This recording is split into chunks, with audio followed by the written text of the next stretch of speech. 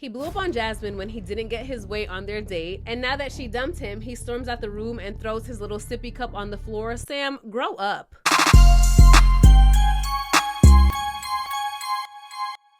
What's up, y'all? It's your girl Roxy with Roxy Says, and we're gonna talk about it. We are back for Love is Blind UK Season 1, Episode 2, and I enjoyed this episode. A lot of my thoughts from Episode 1 have changed. We're gonna talk all about it, but before we do, don't forget to hit like, comment, and subscribe. If this is your first time here, welcome, and if you are returning, welcome back. Let's get straight into this video. So as Episode 2 opens up, we pick up right where we left off, waiting for Sabrina's response to Steven's proposal. Know that we're gonna bring out the best in each other, and I can't wait for the next chapter. Is that a yes?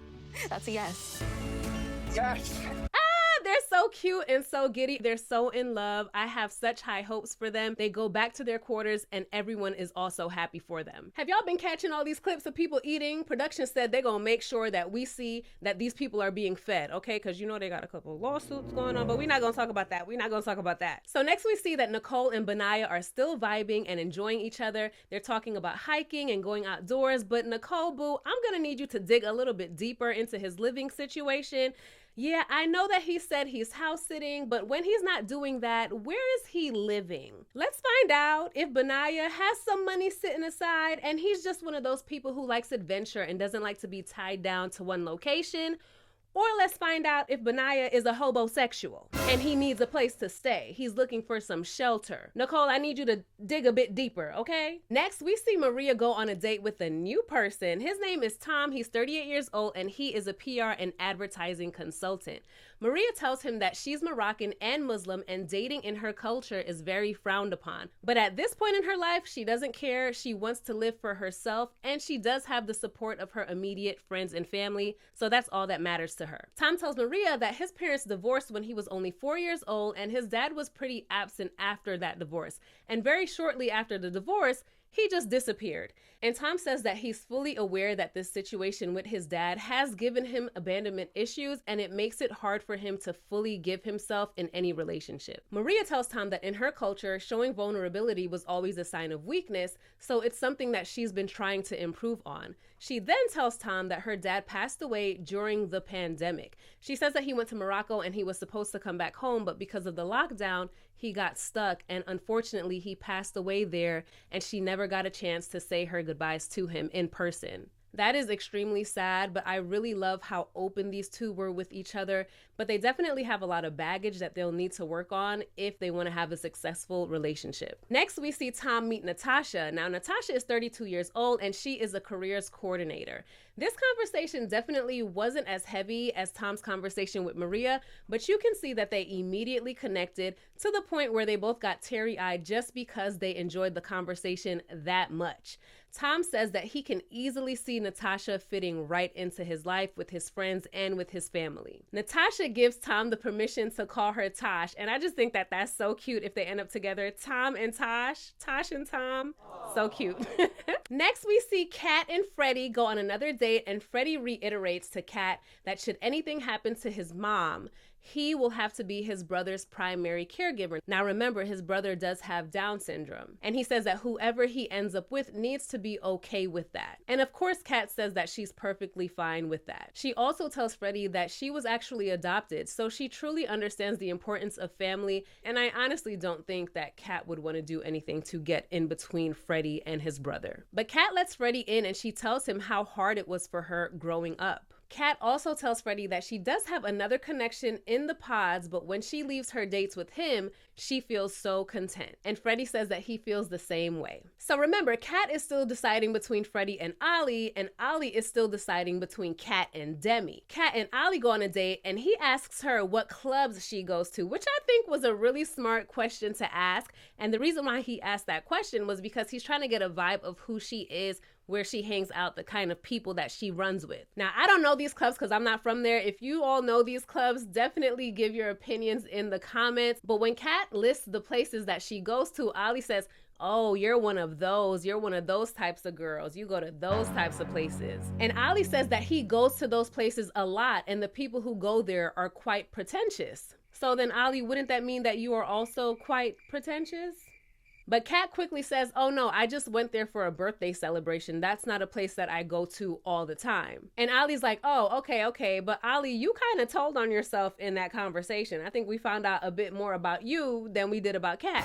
So Ali tells Kat that he wants to start having deeper conversations with her because he wants to make sure that their vibe isn't just sexual and lustful because he's here for something real. He also tells Kat that he has other connections, but we don't see Kat share that information with him. They both go back to the quarters and tell their friends how they're feeling, and although Ali likes Kat, he still has some reservations. I had a date with Catherine, but like if you went and saw a house and it had double garage, it's got this bright size garden, like, you know what I mean? All the things on paper you want, but it just doesn't feel right to you. It doesn't feel like a home. You're not gonna move in there, are you? No. But my heart is still being pulled in the other direction. Okay, so this scene made me think, was I too hard on Ali by saying that he gives Clay vibes? Was I too hard? Now, mind you, I'm only on episode 2. I don't know if he's gonna act up in 3 and 4. Don't spoil it.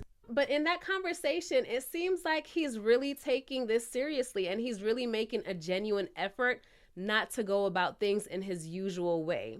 I don't know. We'll see. Oh my gosh. So it's finally time for Steven and Sabrina to meet, y'all. I cannot explain how excited I was for this scene. So while they're waiting before the doors open, you can see that they're both super excited. For some reason, Sabrina thinks that Steven is going to be bald. She said that he gives bald vibes, but he's not, girl. You'll see in just a second. How are you? Hi. Oh my gosh. Of course, yes. That reveal was so sweet to me. You can tell that they were both very nervous, but it wasn't an awkward nervous, right? They still looked comfortable with each other. We've seen those awkward ass meetups before. It was not giving that. They were kissing, they were holding each other, they were touching each other, looking into each other's eyes. He wasn't a creep like Saul on Love is Blind Mexico. If you know, you know. And there wasn't any of that, oh, they're not what I would have usually went for in the real world. You know how people get after those doors close and they get backstage? There was none of that. They were both genuinely happy with each other. Meanwhile, Jasmine is still torn between Sam and Bobby. And she says that with Sam, she gets the feeling that he's just one of those guys who gets whatever he wants. And I'm like, yeah, girl, that's what he wants you to think. But Sam is not that guy. Sam don't got it like that. I gave him some grace in my first review of episode 1.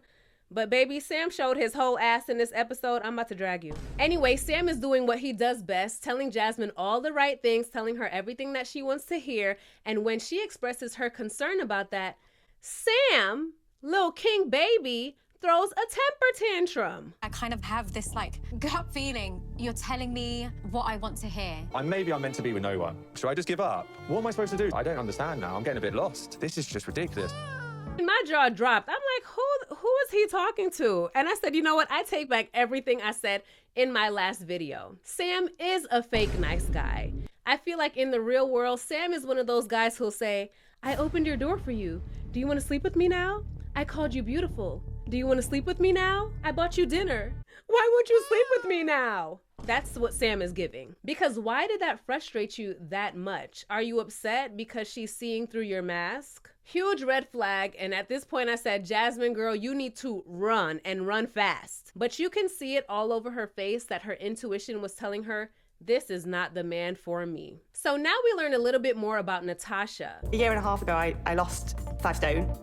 I had like virtually no confidence in who I was as a person. I want someone who just finds out who I am. I am not a trophy wife. She has another date with Tom and they have a deeper conversation about family and their growing feelings for one another. Then we see Tom and Maria go on a few more dates, and it's clear that he has a strong connection with her as well, and he definitely has a huge dilemma on his hands. Next, we see Jasmine go on a date with Bobby, and he's telling her about his childhood and his non-existent relationship with his dad. I really like how Jasmine is asking those tough questions. You can tell that she's taking this decision very seriously, and I don't think that she's here to play either. I think that she is here to find her husband. And girl, it's not Sam. So Bobby tells Jasmine that because his father wasn't in his life, he drew very close to his cousin. And this is a cousin who taught him how to rap, how to play basketball, all of those things. But unfortunately, his cousin and his fiance tragically passed away in a drowning accident, and it rocked his entire family. but especially Bobby. This conversation really brought Jasmine and Bobby closer, and it was definitely deeper than any conversation that Jasmine ever had with Sammy Boy. And in Jasmine's confessional after this conversation, she said that she is 100% sure that she's gonna cut things off with Sam. And I said, girl, you better do it and do not backtrack when you get in those pods. But she didn't. Jasmine made me proud. But I just feel my connection's stronger elsewhere. Yeah, totally understand it, respect it. I genuinely respect you and value you as a person. Yeah, you too. I really hope that it works out, all right? Okay. Cool.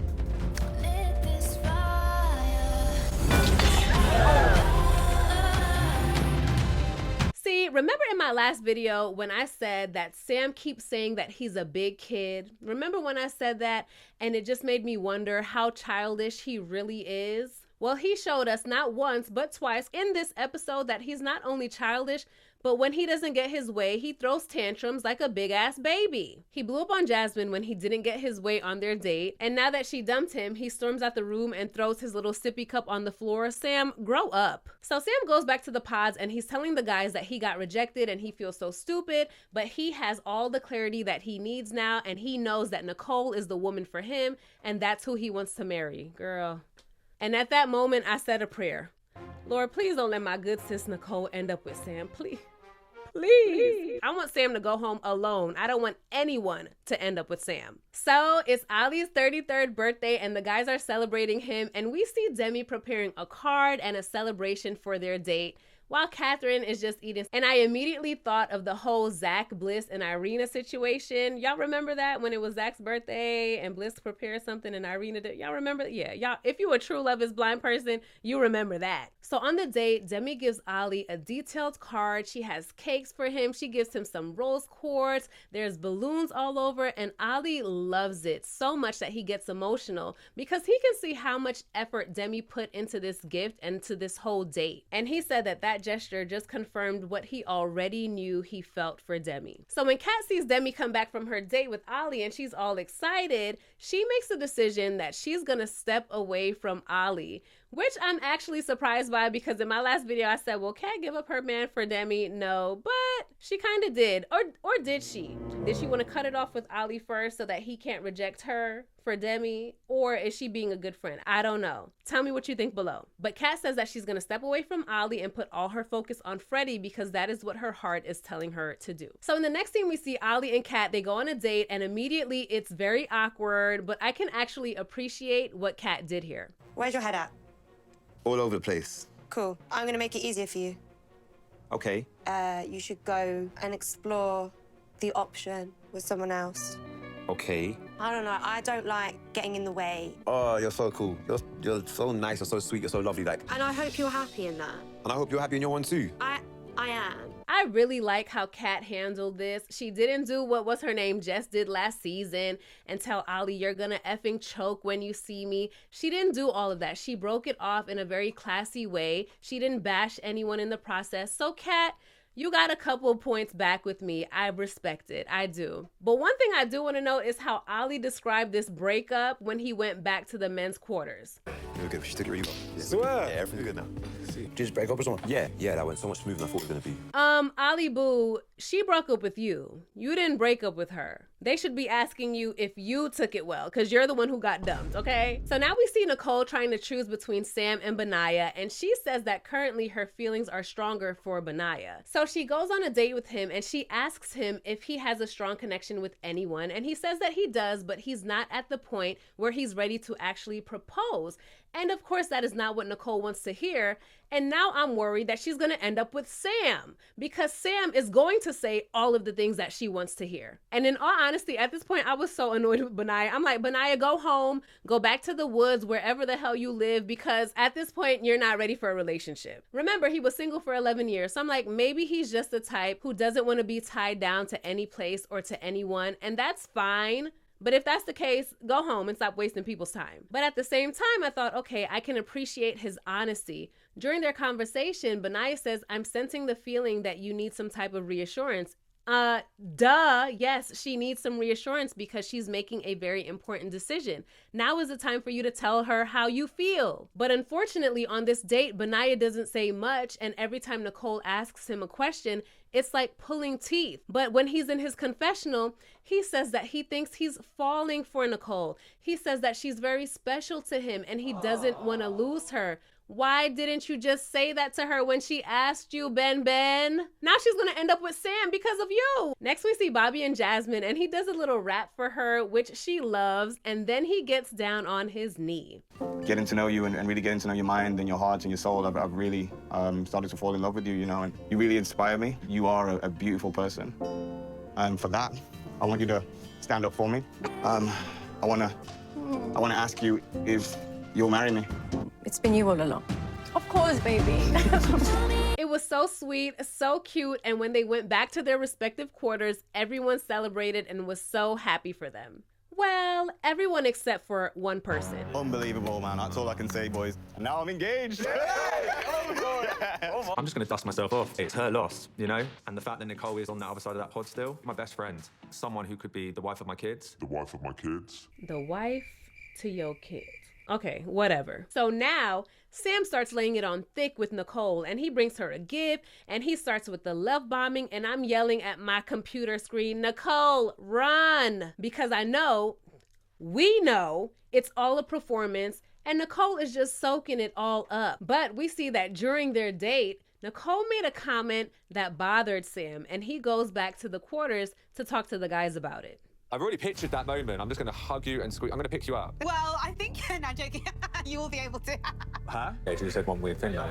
She's like, oh my God, yeah, me too. But like, oh, you want to go to squeeze up? I like meat, but like, that's fine. Like, if someone's but like, it's a weird thing to say.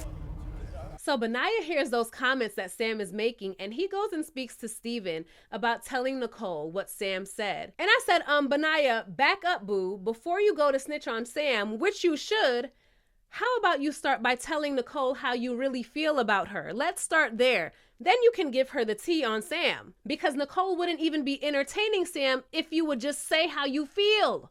So Benaya must have heard me screaming through my computer because baby, on the next date he had with Nicole, he came correct. He had the date set for her with some flowers and some food, and he makes his feelings known for her, and he tells her that she is the one that he wants to be with. But the thing is his tone and the way that he says it sounds really nonchalant, right? But I think that it's because he's just not used to expressing his feelings. So when you compare how Benaya says it to how Sam says it, you're going to be more inclined to believe Sam because Sam is acting. He's more convincing with his words. He's love bombing. But we know that Sam is not being genuine. So during this scene, I was like, Benaya, please put some more passion into what you're saying. Make sure Nicole knows how you feel about her because right now you sound like you about to take a nap. But Nicole is happy with that reassurance that she got from Benaya, but she was about to get a little bit more. I do have this deep care for you and I want to protect you.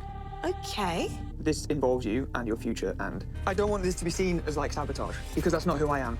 Can you just tell, like, you need to just trust me with this information, but I need to know. From what's been said, he's not here for genuine reasons. So after Benaya finally spits it out, the episode ends. In all honesty, I'm genuinely happy that Benaya told Nicole, but I also feel that this moment shows that Benaya is here for the right reasons, right? Because he heard the comments that Sam made about possibly not being able to pick up Nicole. Remember, Sam was worried about that. And even with hearing that, Benaya still wanted to take the time to go to Nicole, tell her how he felt about her, tell her that he wants to be with her and protect her in that situation. And I think that that means a lot. I think it's quite possible that that is an indication that Benaya is truly here to fall in love with someone for who they are and not for what they look like.